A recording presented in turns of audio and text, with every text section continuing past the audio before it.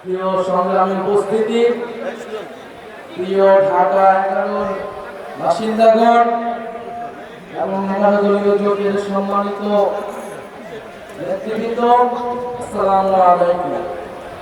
ঢাকা 11 আসনের নির্বাচনী জনসভায় প্রধান অতিথি হিসেবে উপস্থিত আছেন 11 দলীয় নির্বাচনী ঐক্যের প্রধান কাণ্ডারী, বাংলাদেশ জামাত ইসলামের সংগ্রামী আমির, বারবার কারা নির্যাতিত নেতা, ফ্যাসিবাদ বিরোধী আন্দোলনের অন্যতম প্রধান নেতা ডক্টর শফিকুর রহমান। আমাদের সাথে আরো উপস্থিত আছেন 11 দলীয় নির্বাচনী ঐক্যের অন্যতম শীর্ষ নেতা, বাংলাদেশ খেলাফত মজলিসের সংগ্রামী আমির মাওলানা মামুনুল হক। এছাড়া আমাদের সাথে উপস্থিত আছেন এই অত্র আসনের দাঁড়িপাল্লা কর্তৃক মনোনীত প্রার্থী, বাংলাদেশ ইসলামী ছাত্র শিবিরের সাবেক সংগ্রামী সভাপতি এবং শ্রমিক কল্যাণ ফেডারেশনের সেক্রেটারি অ্যাডভোকেট আতিকুর রহমান সহ 11 দলীয় ঐক্যের এনসিপি এবং জামাত ইসলামের কেন্দ্রীয় এবং স্থানীয় পর্যায়ের নেতৃবৃন্দ, সবাইকে 11 দলের পক্ষ থেকে জানাই শুভেচ্ছা এবং সালাম। আজকে আপনারা এই নির্বাচনী জনসভায় উপস্থিত হয়েছেন। আমরা 11 দলের পক্ষ থেকে আপনাদের উদ্দেশ্যে কিছু কথা বলেছি। আপনাদের সামনে দিক নির্দেশনামূলক বক্তব্য রাখবেন প্রধান অতিথি ডক্টর শফিকুর রহমান। আমি আজকে আপনাদের সামনে কোনো জাতীয় বক্তব্য দিতে আসি নাই। আমার জন্ম ঢাকার বেড়াইদের ফকিরখালী গ্রামে আমার জন্ম। আমি এই অত্র এলাকার সন্তান। এই বাড্ডা রামপুরাতেই হেসে খেলে আমার বড় হওয়া, আমার শৈশব কৈশোর কেটেছে এই অত্র এলাকার মাটি এবং ধুলোর সাথে মিশে। আমি জানি এই অত্র এলাকার মানুষ ঢাকার এত কাছে হওয়া সত্ত্বেও বহুদিন ধরে নানা অবহেলা এবং বঞ্চনার শিকার। আপনি বাড্ডা ভাটারার ভিতরের দিকে গেলে আপনার কাছে কখনো কখনো মনে হবে এটা যেন ঢাকা নয়, এটা যেন আপনি মফস্বলের কোনো একটা এলাকায় এসেছেন। আমরা এরকম অবহেলা এবং বঞ্চনা এবং নানা অসুবিধার মধ্য দিয়ে এই এলাকার মানুষ জীবন যাপন করছে। কিন্তু জুলাই গণঅভ্যুত্থানে এই বাড্ডা রামপুরা হয়ে উঠেছিল আন্দোলন এবং প্রতিরোধের অন্যতম হটস্পট। আপনাদের মনে আছে কিনা? অবশ্যই মনে আছে। এই বাড্ডার রোডে, এই রামপুরা ব্রিজে প্রাইভেট বিশ্ববিদ্যালয়ের শিক্ষার্থীরা, মাদ্রাসার শিক্ষার্থীরা এবং এলাকাবাসীর সম্মিলিত প্রতিরোধে ফ্যাসিস্টরা পিছু হটতে বাধ্য হয়েছিল। এই ব্র্যাক ক্যানাডিয়ান ইউনিভার্সিটির সামনে, এই ইস্ট ওয়েস্ট ইউনিভার্সিটি ইম্পেরিয়াল কলেজের ছাত্রছাত্রীরা সম্মিলিতভাবে জনগণের পক্ষে দুর্বার আন্দোলন গড়ে তুলে গণঅভ্যুত্থানের পক্ষে ত্বরান্বিত করেছিল। এই অঞ্চলের মানুষ দীর্ঘদিন ধরে অর্থনৈতিক বৈষম্যের শিকার, রাজনৈতিক বৈষম্যের শিকার। জুলাই গণঅভ্যুত্থানে যখন সুযোগ এসেছে তারা সেই প্রতিরোধ করেছে। বহু মানুষ জীবন দিয়েছে, আমাদের বহু মানুষ আহত হয়েছে এই ঢাকা 11 আসনে। আমরা 1971 সালের ইতিহাসও দেখব। এই বাড্ডা, এই বেড়াই, এই ডান্ডার এই সাইডে মুক্তিযোদ্ধারা অবস্থান করতেন। তারা নৌকা দিয়ে এসে এখানে অপারেশন করে আবার পালিয়ে যেতেন। জুলাই গণঅভ্যুত্থানের সময় আমিও কয়েকটা দিন এই অত্র এলাকার বিভিন্ন জায়গায় পালিয়েছিলাম। এই ঢাকা 11 আসন আমাকে আশ্রয় দিয়েছে।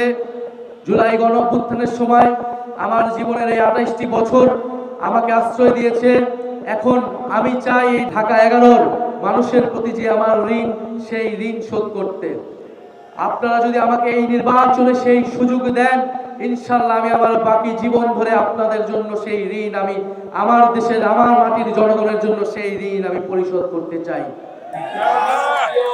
ঢাকা 11 বাসী, এই ঢাকা 11তে প্রায় 15 লক্ষের মতো মানুষের বসবাস, যদিও ভোটার 4.5 লক্ষ, এবং এত ঘনবসতি হওয়া সত্ত্বেও কোনো নাগরিক সুবিধা নাই।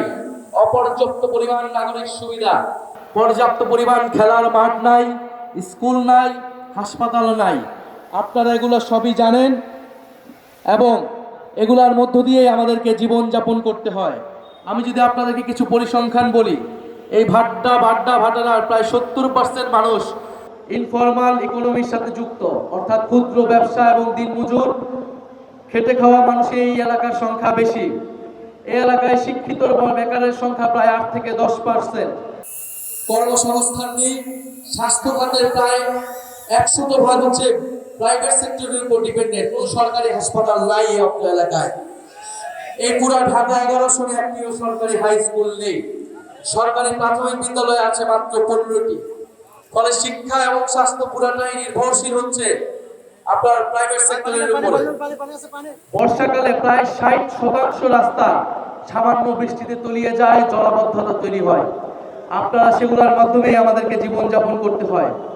বাড্ডার মাত্র 30 থেকে 35% এলাকা পরিকল্পিত ড্রেনেজ সিস্টেমের আওতায়। বাকি যে 70% এলাকা সেটা অপরিকল্পিত ড্রেনেজ, নর্দমা এবং আশেপাশের খালগুলো সেটা পূরণ করে।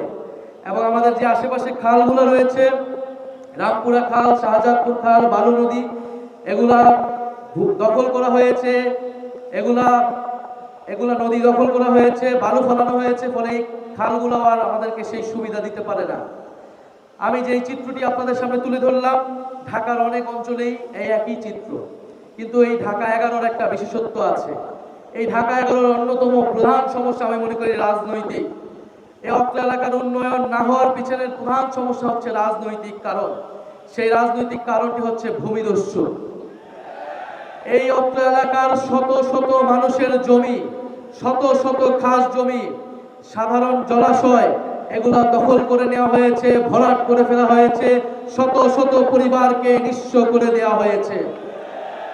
এবং যারা রাজনীতির ময়দানে ছিল তারাই ভূমিদস্যু হিসেবে এই কাজ করেছে অথবা ভূমিদস্যুদের সহায়তা করেছে। এই অত্র এলাকার গত 30 বছরের ইতিহাস হচ্ছে ভূমিদস্যুদের ভূমি দখলের ইতিহাস, জমি দখলের ইতিহাস, নদী দখলের ইতিহাস। 5ই আগস্টের আগে যারা প্রধান 2 দল হিসেবে পরিচিত ছিল, তাদের এখানের স্থানীয় নেতারাই গত 30 বছর ধরে ভাগ বাটোয়ারা করে এই ভূমি দখল করেছে।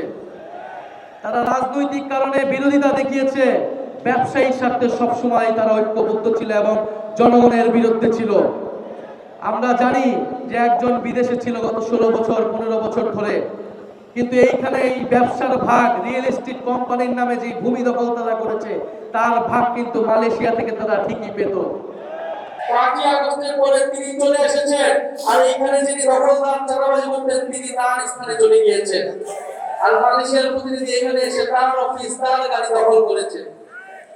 ফলে এই যে এক্সচেঞ্জ তারা করে জনগণের বিরুদ্ধে তারা সবসময় কাজ করে গিয়েছে। আগামী 12ই ফেব্রুয়ারি আমাদের সামনে সুযোগ এসেছে এই সকল ভূমিদস্যু, ভূমি দখলদার, চাঁদাবাজ, সন্ত্রাসী, ঋণ খেলাপিদেরকে পরাজিত করবার। আমরা আপনাদের সামনে ওয়াদা দিচ্ছি, কথা দিচ্ছি, এই অঞ্চলের অর্থনৈতিক বৈষম্য আমরা দূর করবো ইনশাআল্লাহ। এই অঞ্চলের নাগরিক সুবিধা আমরা নিশ্চিত করব। যে সকল মানুষ ভূমি হারিয়েছে তাদের ভূমি আমরা ফিরিয়ে দেওয়ার ব্যবস্থা করব, নতুবা তাদেরকে আমরা ন্যায্য মূল্য পাইয়ে দেওয়ার ব্যবস্থা করব। এই ভূমিদস্যুদের সিন্ডিকেট ঢাকা 11 থেকে আমরা চিরতরে নির্মূল করব ইনশাআল্লাহ। প্রিয় এলাকাবাসী, আজকে আমরা শুধু ঢাকা 11 আসনের কথা বলতেই আসি নাই। আমরা শুধু ঢাকা 11 আসনের জন্যই জয়ের ব্যাপারে আশাবাদী নই, আমরা সমগ্র বাংলাদেশে জয়ের ব্যাপারে আশাবাদী। 11 দলীয় ঐক্যজোট, সরকার গঠনের ঐক্যজোট, আগামীর বাংলাদেশ নেতৃত্ব দেওয়ার ঐক্যজোট। ফলে 11 দলীয় ঐক্যজোটের নেতৃত্বে আপনার সারা বাংলাদেশে যে যেখানে যেই মার্কা যেই প্রার্থী আছেন তাদেরকে সহযোগিতা করে তাদেরকে ভোট দিয়ে জিতিয়ে আনবেন, এই আহ্বান আপনাদের প্রতি রইল।